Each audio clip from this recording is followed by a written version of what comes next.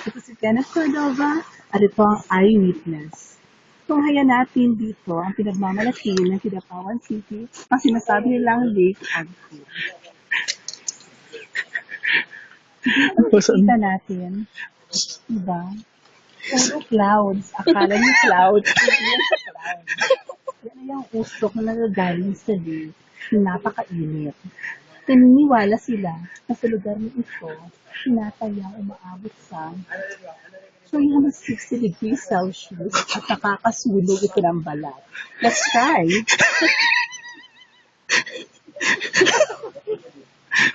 Ayan, dito pa lang, mararamdaman na natin ang sobrang init.